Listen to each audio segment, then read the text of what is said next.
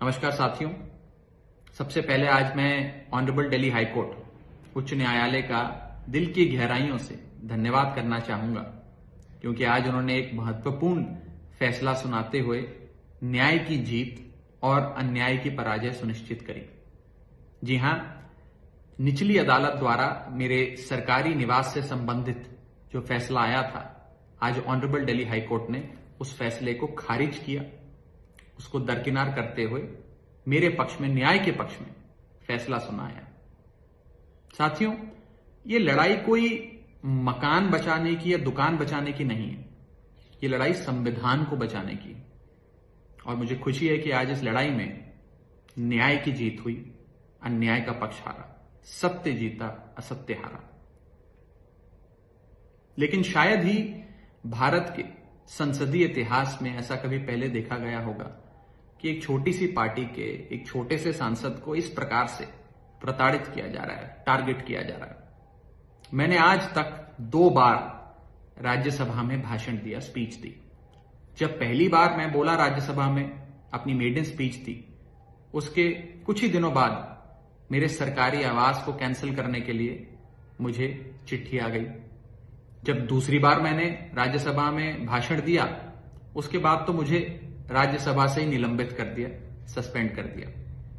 इस प्रकार का राजनीतिक द्वेष और राजनीतिक बदलाखोरी से लिए गए फैसले शायद ही कभी राज्यसभा के इतिहास में कभी देखे गए हों। आए दिन हम देखते हैं कि गैर भाजपा राजनीतिक दल, विपक्ष के जो राजनीतिक दल है, इंडिया गठबंधन के जो दल हैं, उनके नेताओं को चुन चुन के प्रताड़ित किया जा रहा है, टारगेट किया जा रहा है।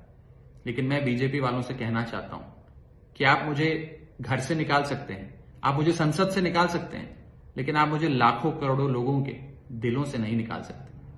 बहुत बहुत शुक्रिया। जय हिंद, जय भारत। नमस्कार साथियों। सबसे पहले आज मैं ऑनरेबल दिल्ली हाई कोर्ट उच्च न्यायालय का दिल की गहराइयों से धन्यवाद करना चाहूंगा, क्योंकि आज उन्होंने एक महत्वपूर्ण फैसला सुनाते हुए न्याय की जीत और अन्याय की पराजय सुनिश्चित करी।